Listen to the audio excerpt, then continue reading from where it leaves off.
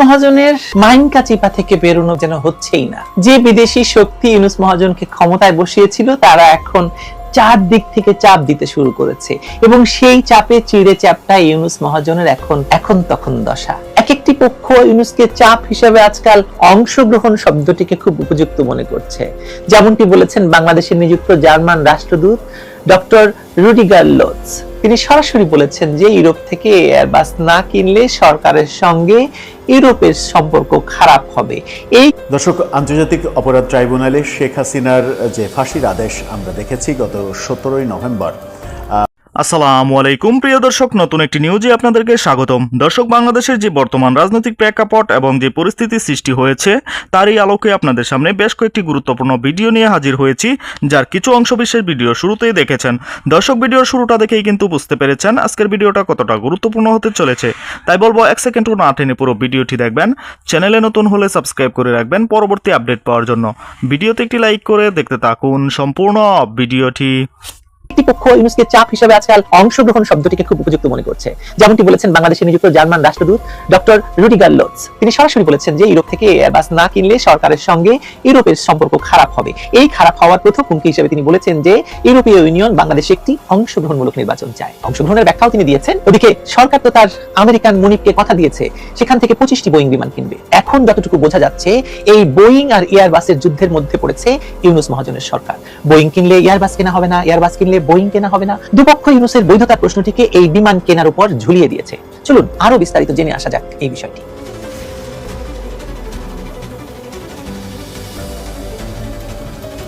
বাংলাদেশের গত 15 মাসের শাসনকালকে যদি আপনি বিশ্লেষণ করেন তাহলে দেখবেন যে দেশটা আসলে এতদিন বাংলাদেশের কেউ চালায়নি। পুরো শাসন আমলটা চলছে বিদেশের নির্দেশে, চালিয়েছে আধা দেশি আধা বিদেশিদের দ্বারা। বিভিন্ন দেশি বিদেশি চাপে সরকার পতনের পর অর্থাৎ যে কোনো রাজনৈতিক পরিবর্তনের পরপরই বৈদেশিক অংশীদারদের প্রত্যাশা হঠাৎ করে বেড়ে যায়। এটা আমরা মিশরে দেখেছি, এটা অন্য অনেক দেখেছি। এটাই বিশ্ব রাজনীতির স্বাভাবিক নিয়ম। তবে বাংলাদেশের ক্ষেত্রে ইউনূস সরকারের উপর এবার চাপের পরিমাণ এত বেশি যে পারলে বঙ্গভবন কিংবা যমুনাও পরিচালনার জন্য বিদেশিদের হাতে তুলে দেওয়া লাগতে পারে ইউনূসের। এরই মধ্যে দেশে তেল গ্যাস বন্দর গেছে বিদেশিদের হাতে, 3 গুণ দামে গম আসছে আমেরিকা থেকে, তুলা আসছে আমেরিকা থেকে, পাকিস্তান কিনছে বাংলাদেশের জন্য চাল, আর এখন কাইজ্জা বেঁধেছে বোয়িং আর এয়ারবাস কেনা নিয়ে। বাংলাদেশ নিয়ে আমেরিকা এবং ইউরোপের এই দড়ি টানাটানিতে ইউনূসের দশা এখন মাইনকা চিপায় পড়ার মতো। কেন বোয়িং আর এয়ারবাস নিয়ে আমেরিকা এবং ইউরোপের কাইজ্জায় ইউনূস মাইনকা চিপায় পড়েছে বলুন তো? প্রথমত ইউনূসের সঙ্গে পাল্টা শুল্ক নিয়ে দর কষাকষির জের ধরে ইউনূস সরকার আমেরিকার কাছ থেকে বোয়িং কেনার প্রতিশ্রুতিতে গোপন চুক্তি করে, যার সংখ্যা মোট 25। এটা ছোট অর্ডার নয়, অনেক বড় অর্ডার। বড় অর্থ, দীর্ঘমেয়াদী দায়, আর এর সঙ্গে আছে আরো কিছু আমদানির চুক্তি, যেমন গম, সয়াবিন, তুলা ইত্যাদি। সবই আসছে অত্যাধিক উচ্চ মূল্যে, চড়া মূল্যে। যুক্তরাষ্ট্র চায় তাদের বাজারে আরো বড় ক্রেতা হোক বাংলাদেশ, যাতে নিজেদের বাণিজ্য ঘাটতি বোঝা তারা হালকা করতে পারে। কিন্তু ইউরোপিয়ান ইউনিয়ন বলতে চাইছে যে আমরা তো ইউনূসের অপশাসনকে যার পর নাই সমর্থন দিয়ে যাচ্ছি, তাহলে এতদিন ইউনূস সরকার যা করেছে তার শিকি ভাগ যদি শেখ হাসিনার সরকার করতো তাহলে আমরা এতদিন রাস্তায় নেমে যেতাম শেখ হাসিনার সরকারকে ফেলে দিতে। মানবাধিকার থেকে অপশাসন, নিরাপত্তা থেকে চাকরিচ্যুতি, দারিদ্র, ক্ষুধা, কোনো কিছু নিয়েই তো আমরা ইউনূসের অপশাসন বিষয়ে কিছু বলছি না, কারণ ইউনূস কথা দিয়েছিল আমাদের কাছ থেকে এয়ারবাস কিনবে, 14টা এয়ারবাস, আমাদেরকে বাংলাদেশে অবাধ বাণিজ্যের সুযোগ দেওয়া হবে। কিন্তু ইউনূস এখনো পর্যন্ত ইউরোপিয়ান ইউনিয়নকে কিছুই দেয়নি। যুক্তরাজ্যের মন্ত্রীরা গিয়ে দেখা করছেন, কথা বলছেন, চাপ দিচ্ছেন। যুক্তরাজ্যের হাই কমিশনার 2 দিন পর গিয়ে দেখা করছেন, জার্মান অ্যাম্বাসেডর গিয়ে দেখা করছেন, ফরাসি অ্যাম্বাসেডর গিয়ে দেখা করছেন এবং চাপ দিয়ে যাচ্ছেন। ওদিকে ডেনমার্ককে দিয়েছে বন্দর, কিন্তু আমরা কি বানের জলে ভেসে এসেছি? এটা ইউরোপের কথা হওয়া উচিত, তাই হয়তো বলেছে। ইউনূস কি জানে না এর পরিণতি কি হতে পারে? আমরা এখন কেবল অংশগ্রহণমূলক নির্বাচনের কথা বললাম, এরপর কি করবো সেটা ইউনূস বুঝবে যদি এয়ারবাস কেনার চুক্তি না করে। একদম খোল্লাই কথাটি বলছেন, মানে এই কথাটাই বলার চেষ্টা করছেন জার্মান রাষ্ট্রদূত।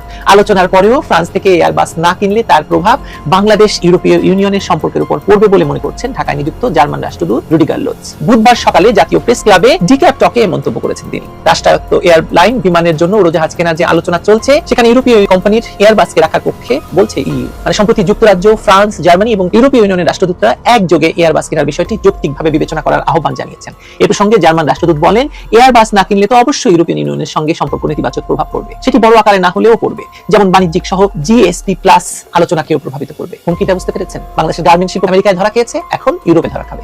তিনি বলেন এটি কাউকে হুমকি দেওয়া নয়, বরং দ্বিপাক্ষিক অর্থনৈতিক সিদ্ধান্তগুলোর পরিবেশকে প্রভাবিত করে। হুমকি দেওয়া নয়, কিন্তু হুমকি তো দিয়েছেন। এয়ারবাস কেনার মতো সিদ্ধান্ত আলোচনা ও আলোচনার সামগ্রিক পরিবেশ নির্ধারণ করে। অবশ্যই এটি বাংলাদেশের সার্বভৌম সিদ্ধান্ত, কিন্তু ব্যক্তিগত বা বাণিজ্যিক জীবনের মতোই সিদ্ধান্তগুলোর একটি সামগ্রিক ফল থাকে। কূটনৈতিক ভাষা।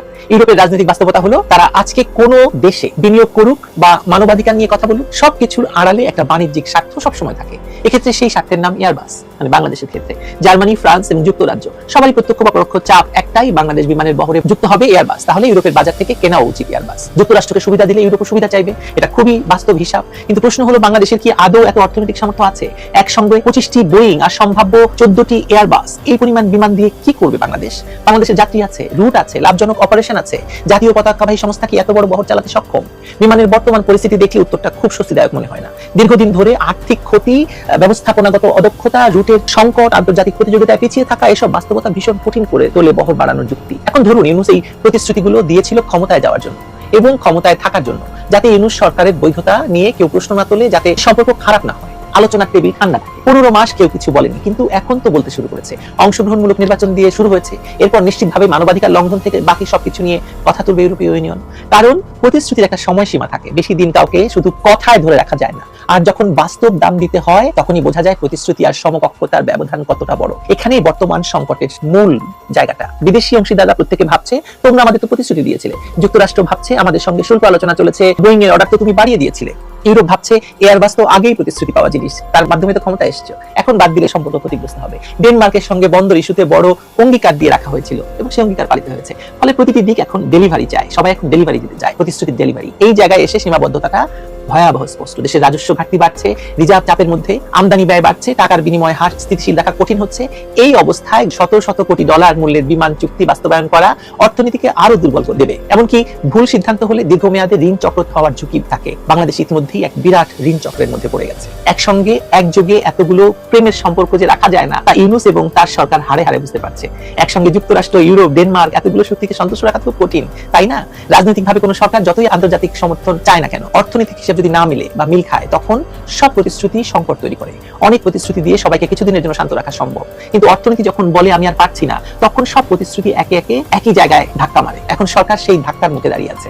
কোন প্রতিশ্রুতি রাখবে আর কোনটা আপোষ করবে, কোনটা ছেড়ে দেবে, এই সিদ্ধান্ত আগামী মাসগুলোতে তাদের প্রধান পরীক্ষা। এই মাইন্ডটা চিপা থেকে বের হতে ইউনূস পারবেন? আমার মনে হয় না। চিপায় চ্যাপ্টা হতে হতে তিনি একটা নির্বাচন দেবেন হয়তো, কিন্তু সেই নির্বাচন বাংলাদেশকে আরো বড় গাড্ডায় ফেলে দেবে। বোয়িং এয়ারবাস যুদ্ধে ইউনূস তার বর্তমান, ভবিষ্যৎ এবং পরকাল সবই যে খোয়াবেন, তাতে কোনো সন্দেহ নেই। এটা হতে পারে বাংলাদেশের জনগণের কপাল পুড়িয়ে ইউনূস দুই পক্ষের সঙ্গেই চুক্তি করতে পারে, কিন্তু তাতে দেশের অবস্থা আরো ভয়ঙ্কর হবে। তাতে আপনার কোনো সন্দেহ আছে? প্রিয় দর্শক, সম্পূর্ণ ভিডিওটি দেখলেন, অবশ্যই বুঝতে পেরেছেন ভিডিওটি গুরুত্বপূর্ণ ছিল। দর্শক, এই ভিডিওতে যে তথ্যগুলো আপনারা পেয়েছেন, এ বিষয়ে আপনাদের কি মতামত তা অবশ্যই কমেন্টে জানাবেন, এবং পরবর্তী আপডেট ভিডিওগুলো সবার আগে পেতে চ্যানেলটিকে এখনই সাবস্ক্রাইব করে রাখুন। এই মুহূর্তে বিদায় নিচ্ছি, দেখা হবে পরবর্তী কোনো ভিডিওতে। সে পর্যন্ত ভালো থাকুন, সুস্থ থাকুন। আসসালামু আলাইকুম।